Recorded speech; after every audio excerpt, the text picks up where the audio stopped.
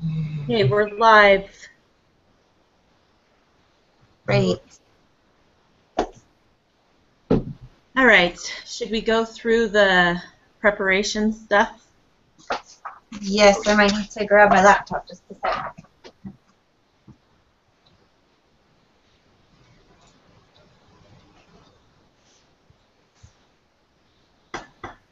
Okay, I just have to tell you that, like, reading this stuff doesn't make any sense to me, but once I watch the videos, then it makes sense to me.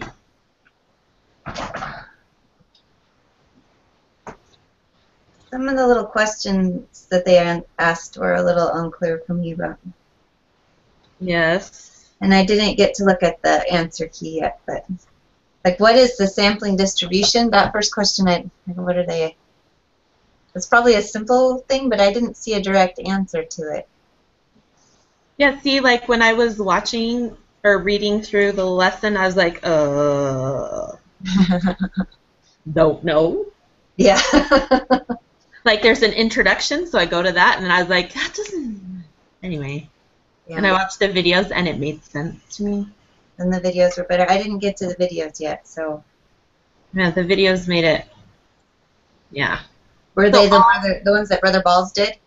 no, they're the tutorial ones that go through all the questions. Okay. Anyway, so all sampling distribution is it's the possible sample means from a population. Okay. Okay. That's what that is. But like reading the textbook, I'm like, what? Possible sample means from a population, did you say?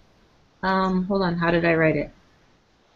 Set of all possible sample means from a population. Okay. So what I understood from that is it's any possible mean or sample mean from a population. Okay. So this is kind of going over what was going on over last week. It's doing multiple, basically doing multiple means, right? Having multiple means and having to compute each one out. Is that kind of what it's talking about? I think that's basically what it was talking about. Because it did, so like in the text, it had, you could go to it was like the sampling distributions thing, and you could like see how it was. Like you This could seems to click be on. more about like drawing conclusions from the big data sets. Like this week didn't focus so much on computing it as like observing it and seeing what sense you can make of it. Right. Wouldn't you say? Yeah. Like what's normal, what isn't, how you find what normal is, and just the rules of it. Yeah, basically that's it. Mm-hmm. So the next one was bell-shaped, right?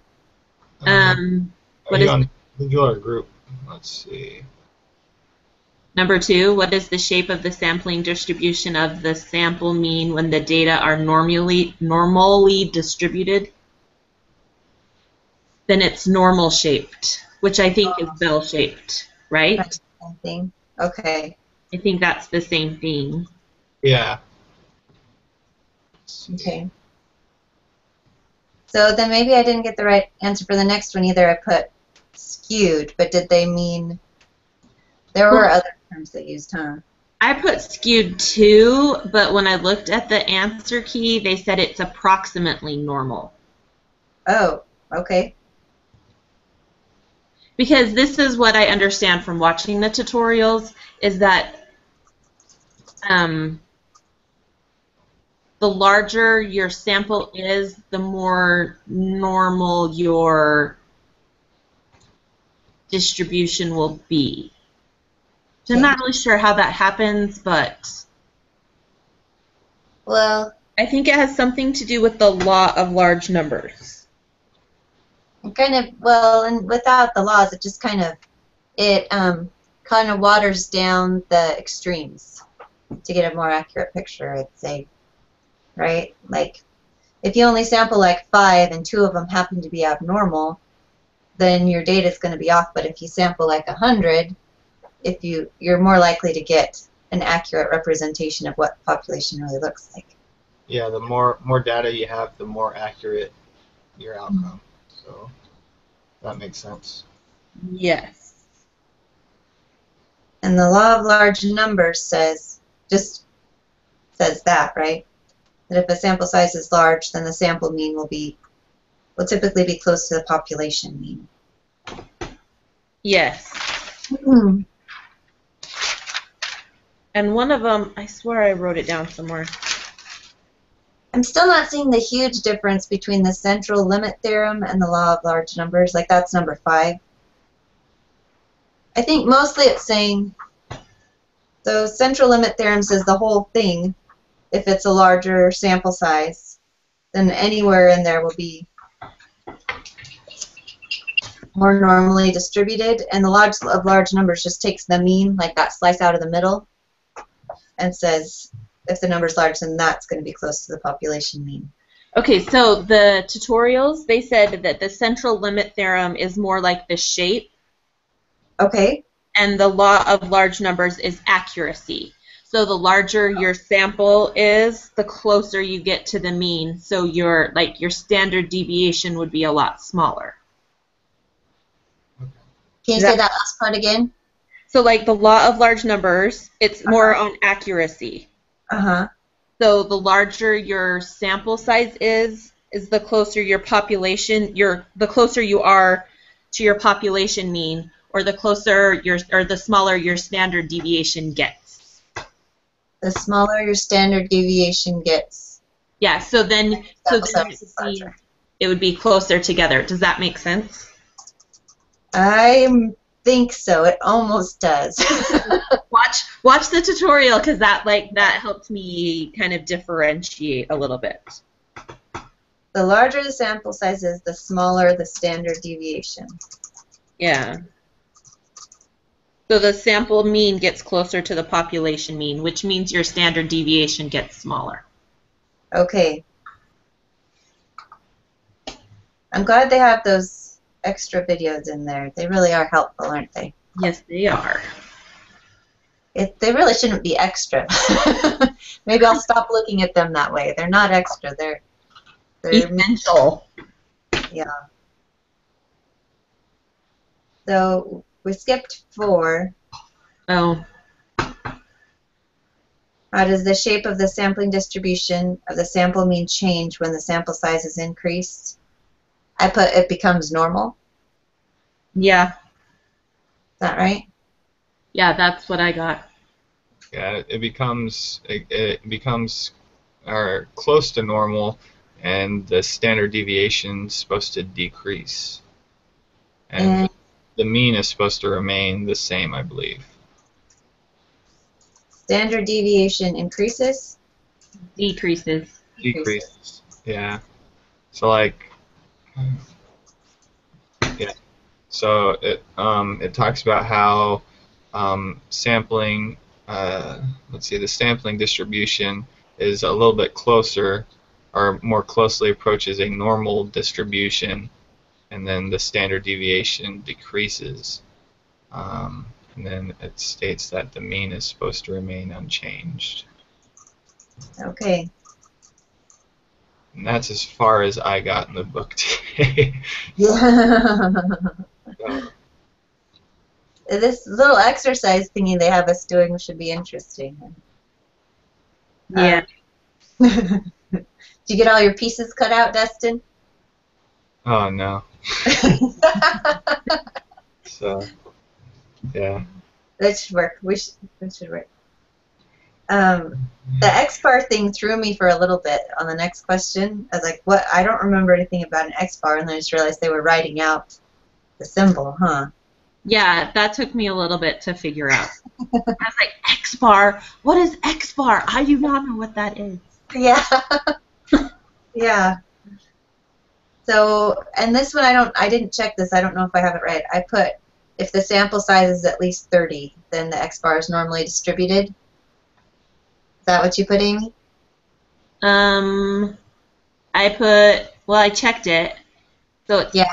X bar is normally distributed if the data was drawn from a normal population or if the sample size is sufficiently large. That's pretty much what I put, because 30 is the number that they give you for being sufficiently large. Yeah. And I think a lot of it is like subject to what you think is large. Or whatever the requirement is, whatever. Yeah. It's like they said, for our class, we'll consider this large, but for other samples, you might need billions. You might have to, to be able to get a normal distribution, you might have to have billions of things that you sample. So. Yes. So subjective again. Yes. Which should make me like math more, because subjective is kind of more my thing, but not when it's being graded. All right. Okay. So then we have to randomly select 5 of the 30 salaries and compute the mean. So we're supposed to put these in a hat and randomly select them? I guess. Okie So dokie. each have to select 5, or are we just selecting 5 together? Probably 5 together. Let's see. It has the random integer generator. Oh. Oh, yeah. So it says alternative to cutting them out is going to there and then generate 5 random integers between 1 and 30. Use the salaries from the 5 squares corresponding to the 5 random integers computed. So they're numbered 1 through 20, or 30. 1 through 30. Oh, it's on the second page. Gotcha. So we enter 1 and 30. How many columns are there? 1, 2, 3, 4, 5. So if we click generate, how many do we want to generate? 5, right? 5. Yeah, 5. So change that to 5. And so it gives us 4, 16, 15, 5, and 3. 4, 16, 5, and 3. 5. We need one more. So it's 4, 16, 15, 5, 15. and 3. Oh, okay. Okay.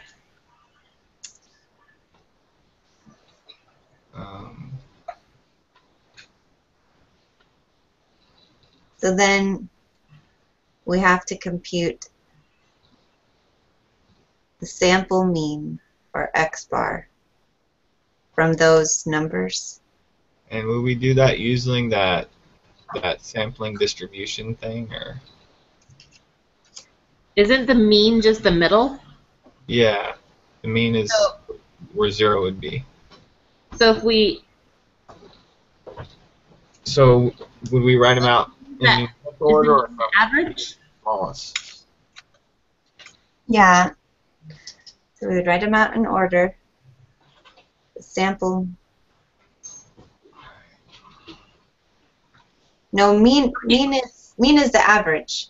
So wouldn't we add them all up and then divide it by 5, and that would be the average? I believe so. So what was it?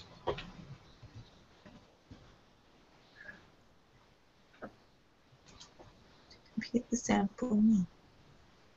Okay. We must use that for part 2, because that can't be all. That was like too many lessons ago for that to be all. Yeah. So we have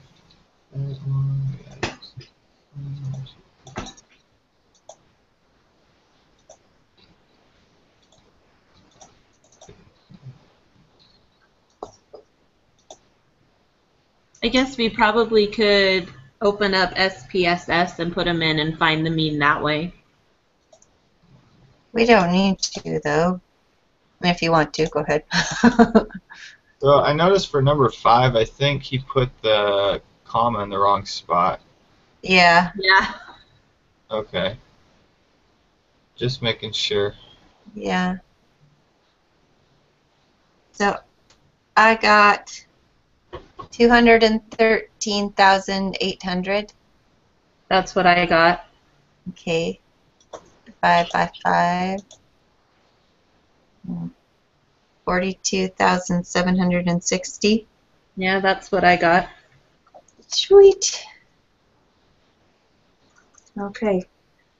So what's part 2? So random sec find mean. What is the mean of your sample? So the mean of our sample is at the 47,260.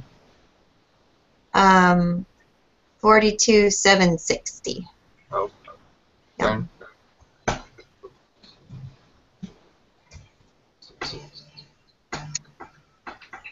Okay, I'm waiting for the hard part. It's making me nervous. That was easy.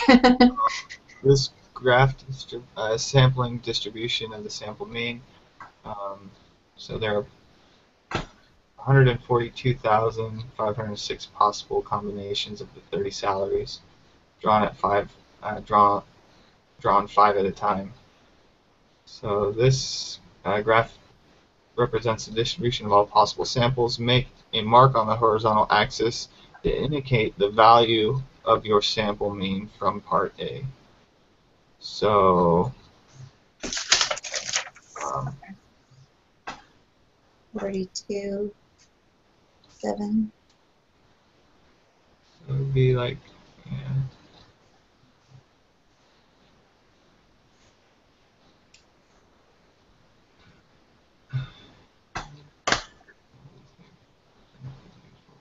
Like, what are they? So then it asks, after we mark it, does it appear unusual?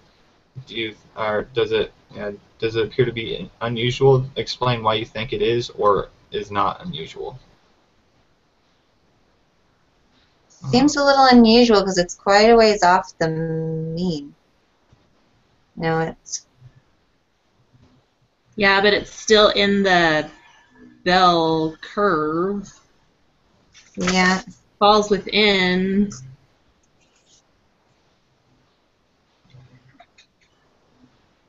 Do we have to find out what the standard deviation is? It just says appears to be. So, Because, I mean, to be really precise, we'd have to find the standard deviation to find out how many deviations it is outside of the mean. But we could just guesstimate and say, well, that looks kind of close or far off.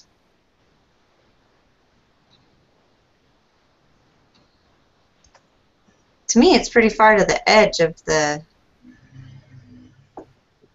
mean. But you're thinking since it's in the curve, it's all good?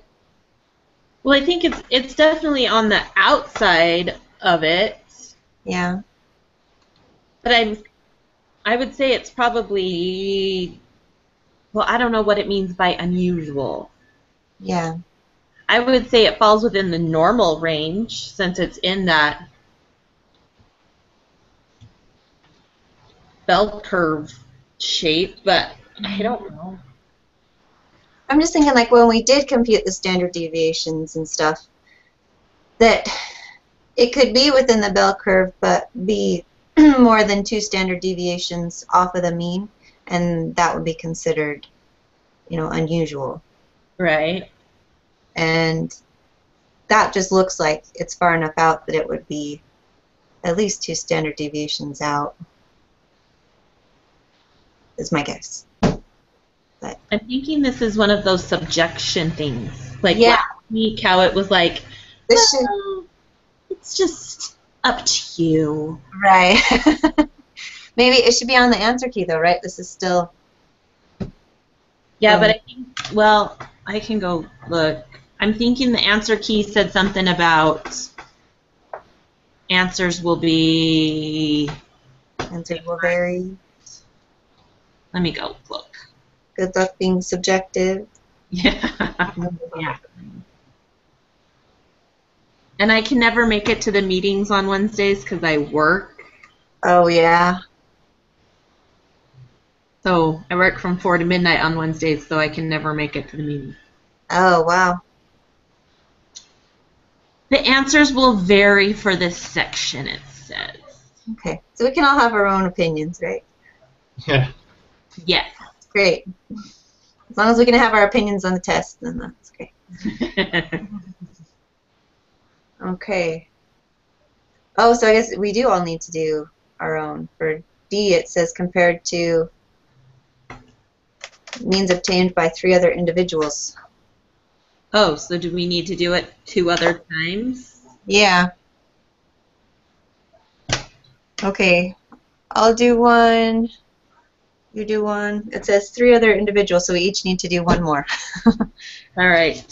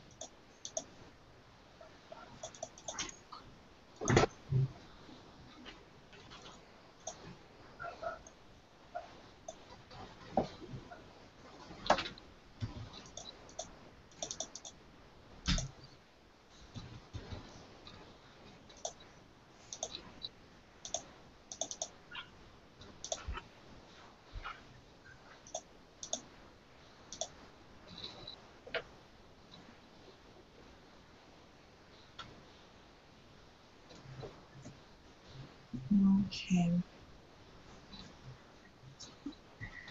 I've got mine.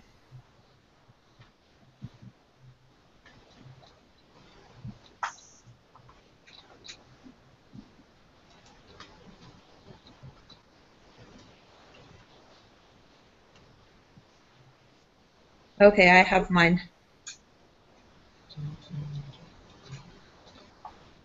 I accidentally turned my calculator off, so now I'm redoing it. Okay. I hate it when that happens. Yeah. Oh my god, great.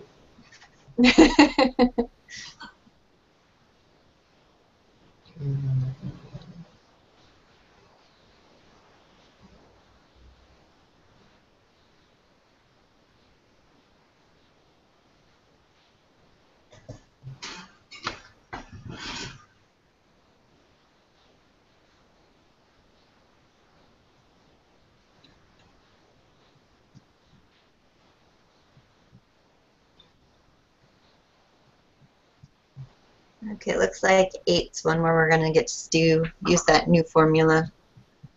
Oh, yay! Alright.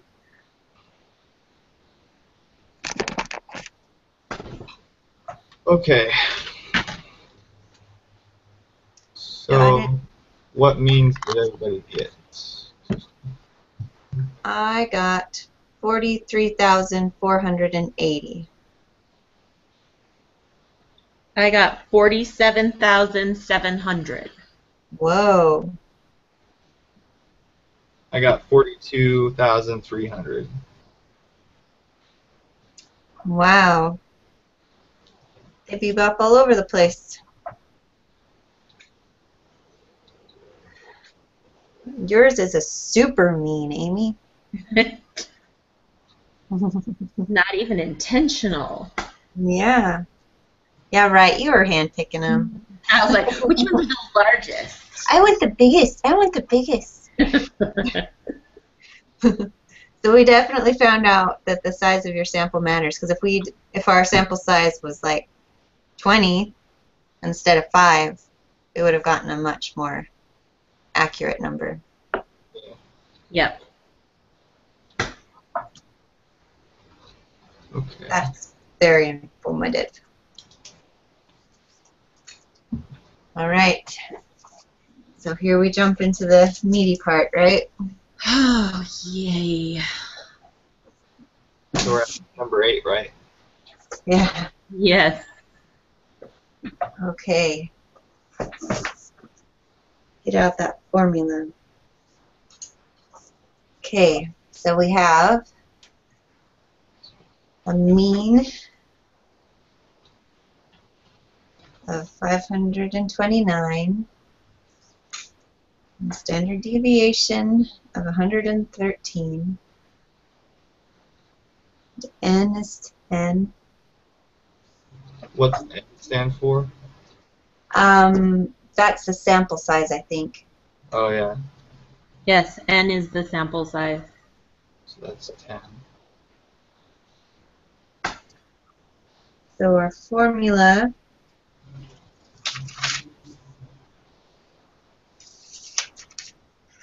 I've lost already. It's the, The standard deviation divided by the square root of n. yes. I kind of screwed up because I studied lesson 7 on accident, thinking it was the one for today. So the formula in lesson 7 is a lot more complicated. Oh, great. And I keep thinking that that's the one we're supposed to be looking at, but it's just this one. So O is 113 divided by the square root of 10, which is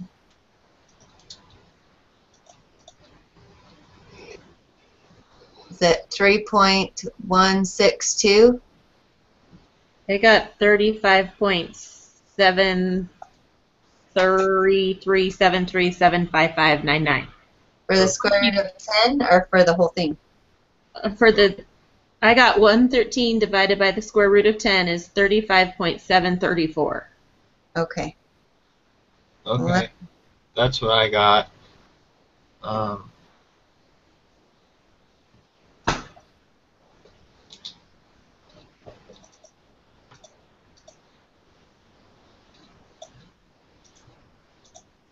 Is it best to just do it all at once? Will it be more? You said I've got, so when I did it separately, I got 35.736, like 737 would be rounded. Is that right, or were your decimals different? I got 35.734 when it's rounded. Oh, okay, so it is a little more accurate if you just do it all at once. Okay.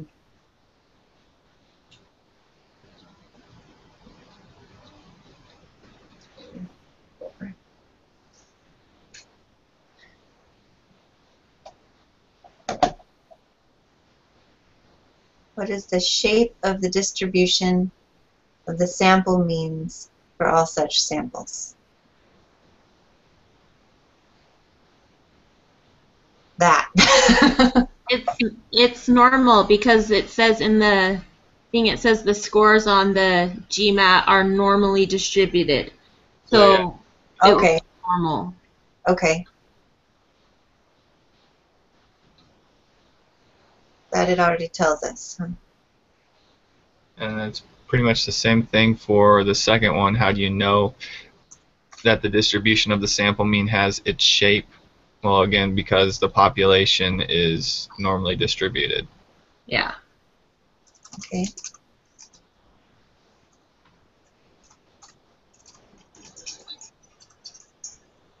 Okay. And then again, the mean would be, the mean is the 529. Yes. Yeah. Then the standard deviation, that's the one we did where we got the 35.734. Yes. Okay.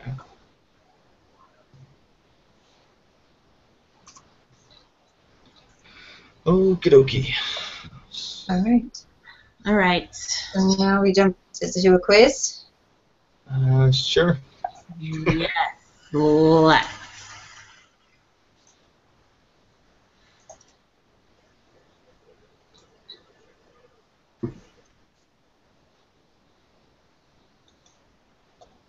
This always makes me nervous.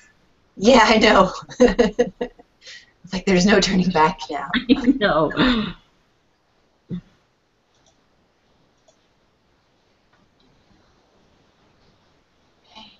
All right, so 3 is where it starts, and it says when using the when taking samples of n equals 5, what was the shape of the distribution of means histogram when the parent population is right skewed? So then it would be right skewed right. So what was the shape of the histogram?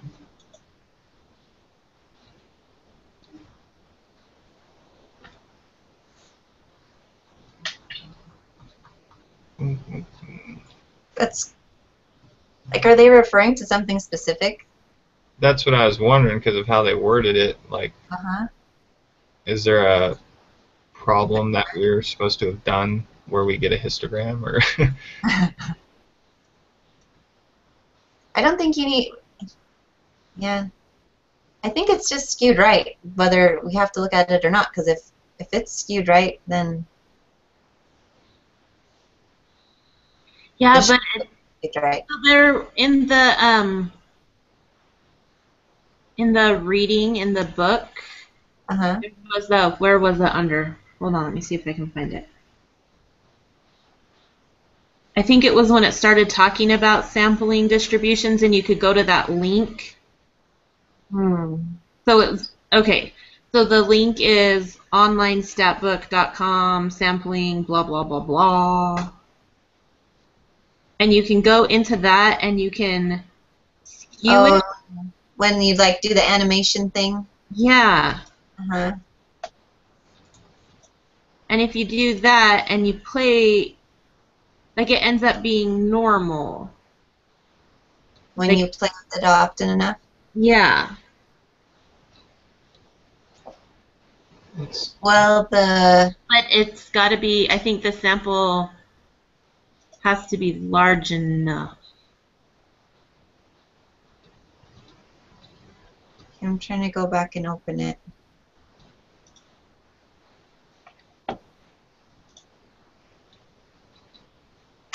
And 5 isn't especially large.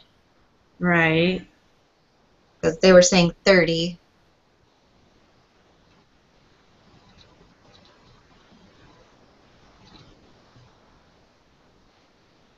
Okay.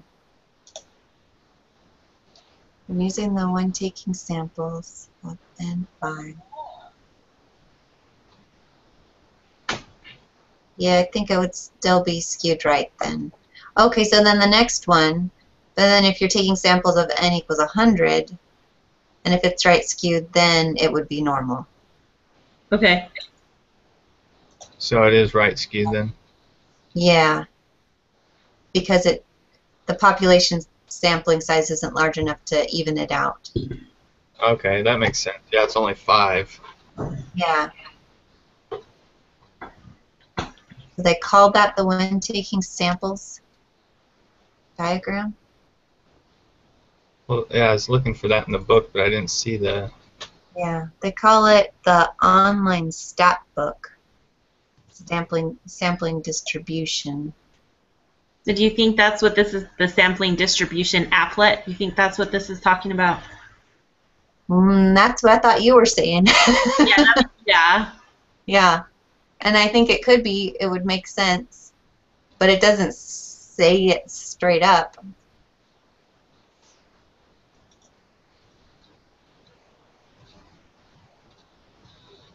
I think that makes the most sense. I wish they were a little more clear, but... I know.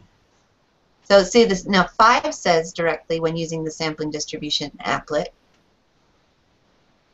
So maybe it's making a distinction there. I'm using the when taking samples. I'm wondering if that's just supposed to be when taking samples on number 3. Yeah. Instead of when using the when taking samples, because But I don't know. It just seems worded weird, Yes. which seems normal for this class. I know. When the wording's important, you should really check it. So it says the distribution of a sample mean is normal when x bar is normally distributed, or when, thanks to the central limit theorem, our sample size n is large. Yeah. So because it's not a large sample size, then it's okay. Okay. So that still applies then, huh? So that was the summary. Yeah. Just skip to the end. You'll get everything you need. Okay. I feel good with what we've got there. I think we're on the right track. Okay. Sampling size is larger than the information gets more normal. The shape gets more normal. So then number 4, when the sample of n equals 100, what was the shape of the distribution of means histogram when the parent population was right skewed? Can't talk. So that would be normal. Yeah. Okay. So then in 5, when using the sampling distribution applet, when n equals 5, what was the shape of the distribution of means histogram when the parent population is normally distributed? So it should be normal, Yeah, because it was normal to begin with. exactly. They should all just be normal to begin with. Yeah. Life's better when it's normal. Right? When taking samples of when n equals 100, what was the shape of the distribution of means histogram when the parent population is normally distributed? So still normal, right? Yeah. I don't get this when stuff. I know. That's a really weird way to say it. Let's see. When would the distribution of means be normally distributed? Data are drawn from a population that's normally distributed and the sample size is small. Yes, right? Yeah. So even if Yeah. it's small, if it's normally distributed, it's normal. Data are drawn from a population that's normally distributed and the sample size is large. Yes. Data are drawn from a population that's right skewed and the sample size is small, then no. Right? Right. So was 5 and 6 both normal, just to confirm that? Yeah. Yes. And then we're on 7 now? Yeah. Yes. Okay, I got lost for a second. Okay. So Then.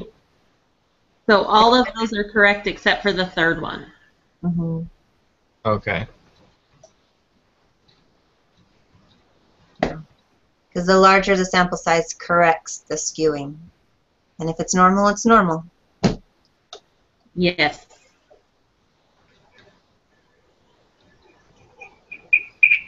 So central limit theorem.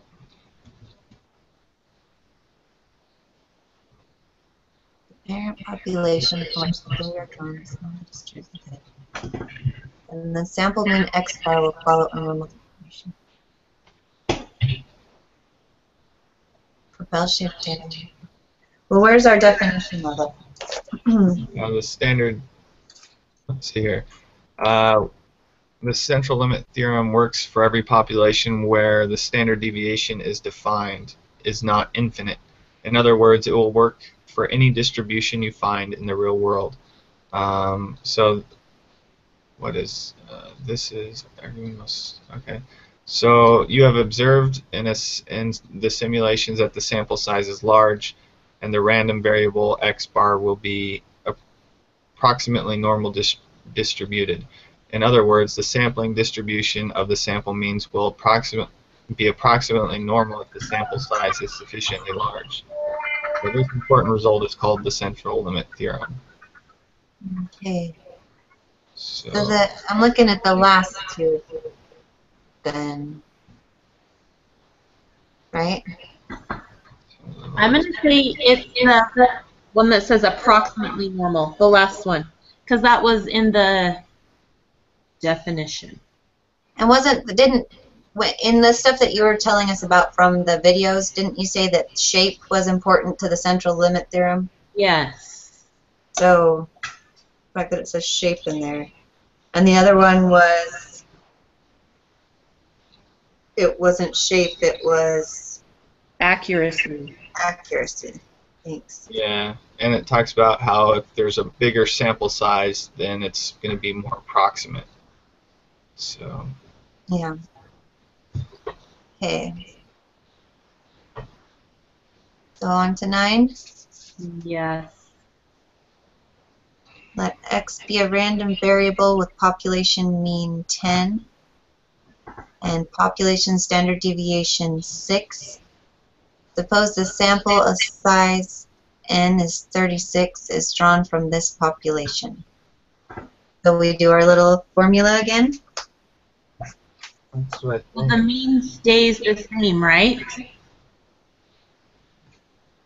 Yeah, so the mean is 10, and it says what is the mean of the distribution of the sample means. So that would be 10. Or that's the population mean. The sample mean is what we figure out with the formula, right? Is that what x is supposed to be? Yeah. Yeah. Am I wrong, Amy? I thought the mean is the mean. Because, like, when we were doing our... Did I close it out? Hold on, how did it word it in our... Let me go back.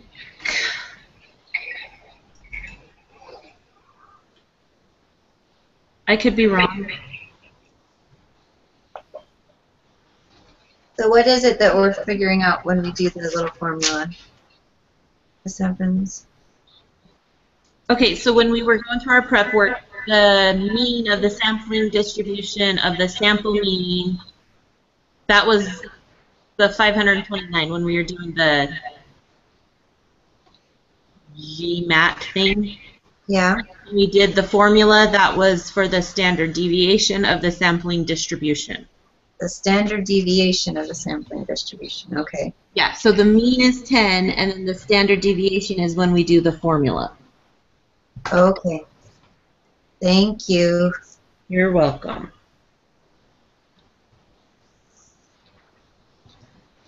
So that's just 10. Trying to trick us. Uh-huh. Well, I just want to jump into tricky. I'm typing on my laptop and expecting it to come up on the desktop. Problem with that. Okay, so then this next part is where we plug it in. Yes. Okay. Thanks for keeping me straight, Amy. You're welcome. So then the standard deviation would be the 6, right? Yes. And then we would divide that by the square root of n, which is 36. 6. Yeah. And then that's pretty much it. Then it equal 1.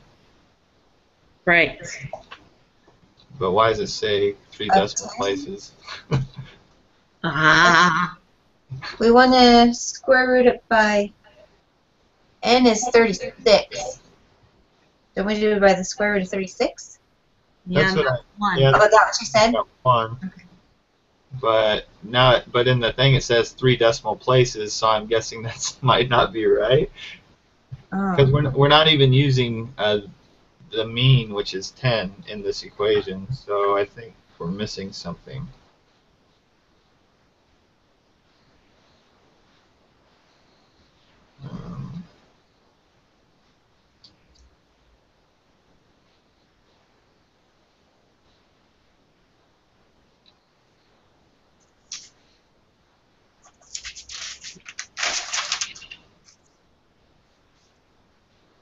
Let's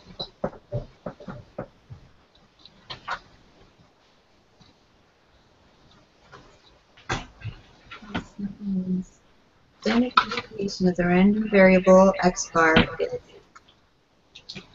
Standard deviation divided by the square root of the sample size. So that should be all we got to do. Yeah. I think we might have to do a little algebra on this one. I'm not sure. Let's see.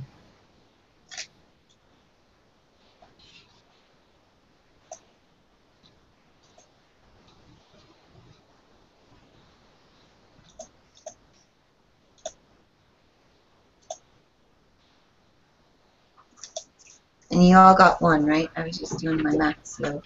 Yes. Yeah.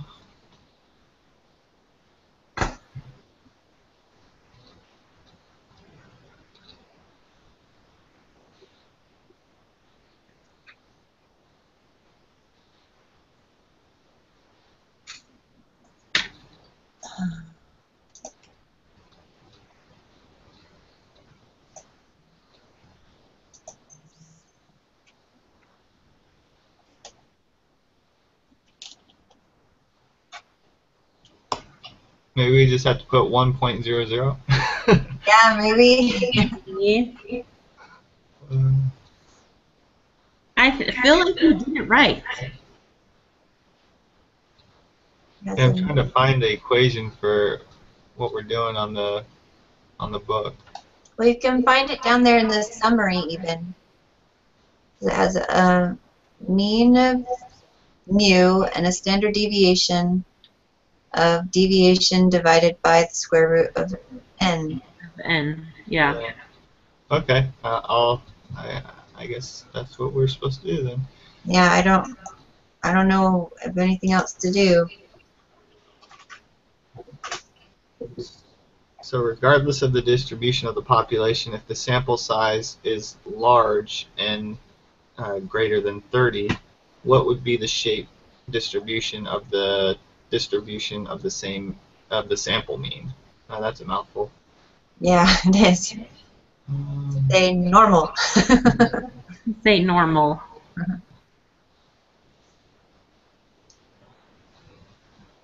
Okay. And so this would be the central limit theorem, right? Yes. Because we're talking about shape Yeah. and large sample size. Okay. Yeah. So shall we just have one of us submit it? I'll go for it.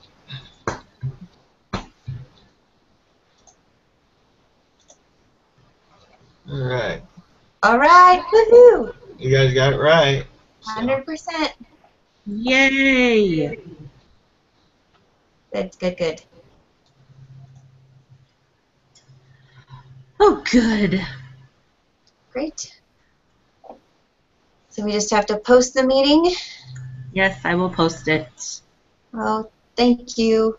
Yep. Do you want me to be in charge of Thursday?